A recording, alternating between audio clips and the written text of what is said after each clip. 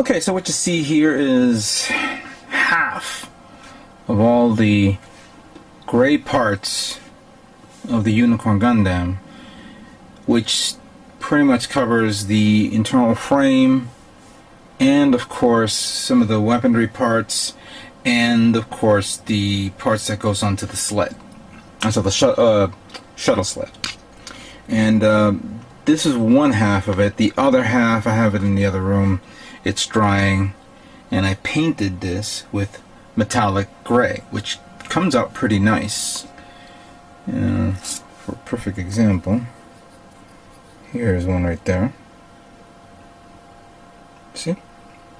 So that came out okay. This part is dried out, so I'm going to be removing it from their pieces.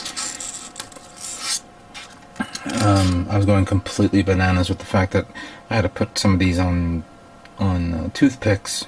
They can't be put on regular alligator clips. And of course, whenever I try to paint, I don't want to paint all of them in one, each individual one. I want to like bypass on a few things, meaning assemble some of the parts together and then paint them. Like for this example, there are 3 parts here on this part, so I decided to put them all together and just paint them as one. No reason for me to paint them, all 3 of them, and then put them together. It would defeat the purpose. Another part is this one right here.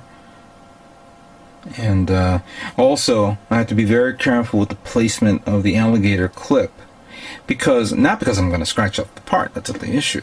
The issue is that I want to make sure that I paint areas where I know it's going to be exposed, and then just, even if I do paint areas that's going to be covered up, I'll use that area to be held with the actual clip itself. These are little tips and techniques for those of you who are interested in airbrushing. Techniques that I've, discovered on my own. But this is a lot of parts, and of course the metallic gray comes out really nice.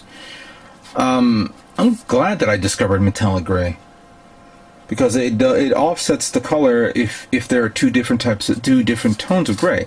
So I can use metallic gray on a lighter shade of gray, while I use the gunmetal for a darker shade of gray or charcoal.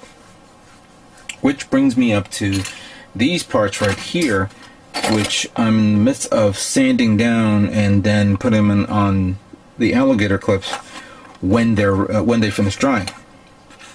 Some parts, of course, like with these parts, I had to pre-assemble because they don't really need to be assembled after they're, they don't need to be assembled after they're painted, like the Gatling cannons. Another example which I was surprised was the actual bazooka. Now, bear in mind, I remembered this bazooka when I made the high-grade version last year, for those of you who remember last year. And I liked the bazooka, and I thought, oh wow, the bazooka was very limited in its type of capability as a kit. And I thought maybe when I get the master grade, I'll see a better version of this bazooka. Surprisingly, this bazooka is, the only cool features is that you can actually extend it out so it could be fired, have a long-range attack, or, prepared to be fired, and then you push it back in. And this clip thing can be removed, so that way you can put it behind the back skirts of the Unicorn. But I want to keep them on, and I was a bit disappointed with the fact that when I've tried to put this on, this thing kept falling off. And I was saying, what the hell is this? This can't be right. Even though I do remember you can put it on and it's held on together on the high grade, this one is a little too loose. And considering that it's going to be on the actual frame support during its, I'm holding all my weapons look to it, I said, let me put this on, and since I'm never going to take it off, I glued it on. No fuss on that. Considering that all this was, this bazooka is completed, I haven't finished building the other part of the bazooka. So that's kind of cool. Which brings me up to another topic. What the hell is this? I was going through the manual trying to find out where does that go. I thought that was like an added part to it. But the manual does not state or explain to me where it goes. This is the entire section of the bazooka build, with of course other side parts which will be assembled later on when they dry. But I don't see that other tube. Let me check the parts list.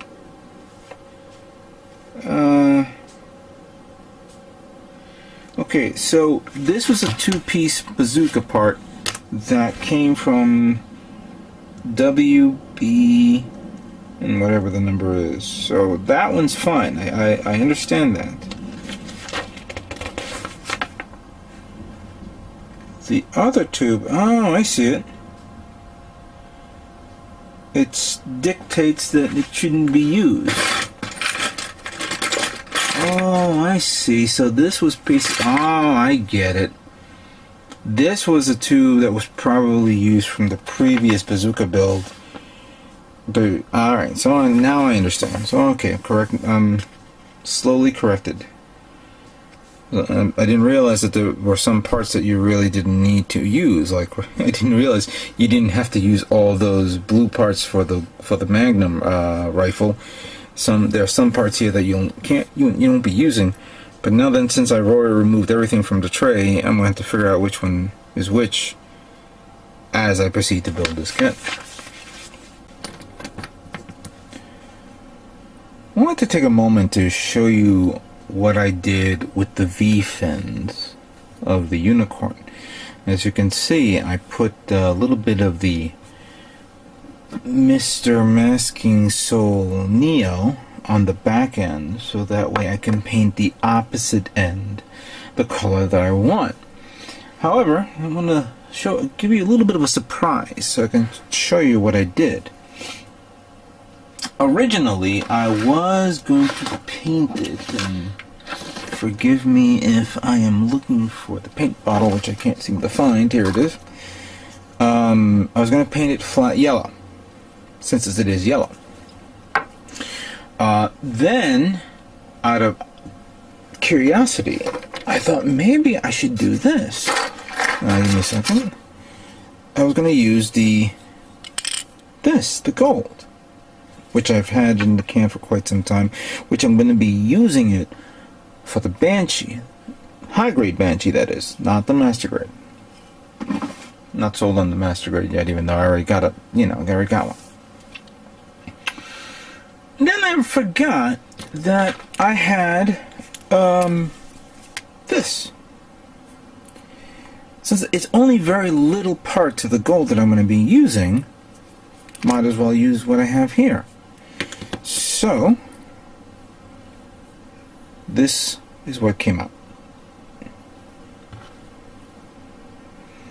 And I think it came out pretty good.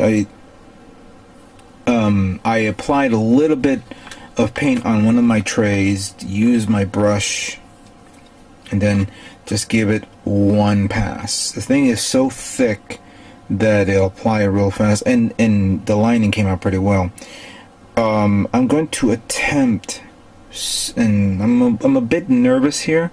I'm going to attempt to do a little bit of panel lining, and I'm going to use that technique where you apply a little bit of black paint on a tray and then a little bit of lighter fluid, which I can't seem to find. Must have fell behind my my computer case, so I'll look at it. I'll pull it up. But there it is, and of course, using the Mr. Soul Neo, I can see if I can peel this off.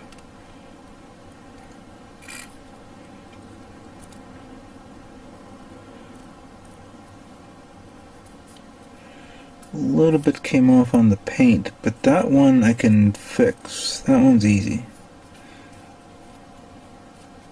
I'll use a toothpick to remove the excess, and then I'll give it a touch up with the painter's markers painter painter's marker, excuse me, to give it its color back. Yeah. So that came out really nice. So that is one of many parts that I've fortunately has completed. Another part that I have completed painting, of course, is the gunmetal for all the remaining parts, especially this part here. This came out really nice. Look at that. Which now I would like to try this.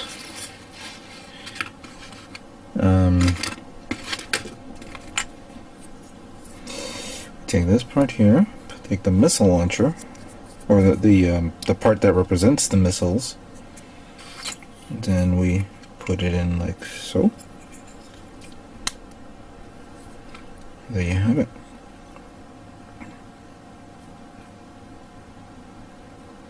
That came out really nice. It's a good shine, a good texture. Came out perfect. The bazookas came out great. So that's already done. Some parts, which, like this one here, I had to hold with the actual clips, but I folded down. And since gunmetal is such a nice paint to work with even with a brush, you can actually apply a little bit of a brush and you don't see any smear marks, anything like that. So this came out really nice. I really dig how this came out. I thought I was done because I had extra paint, so I didn't really worry about going, using it sparingly. But at the point where I was about to be done, and I said, "Okay, good, I'm gonna let it," I forgot that I had the Gatling cannons, which I also had to spray paint as well, each and every one of them. And again, the part here, maybe the image is not that, the video quality is not that very good looking at all this, but I used this part of the gun to hold it down. I mean the gun, excuse me, the clip to hold on this part of the gun, so that way I can paint it. And then again, I'll just brush it a bit so it looks okay. In which case I also had to flip this around so that way I can get exposure to the actual gun barrel, and I mean the actual hilt. I applied glue on it, but I feel a little bit of looseness, so obviously that's gonna bug me a bit, but I think that's no big deal. But this came out really nice. So after showing you all this, it is now time for me to assemble all the parts.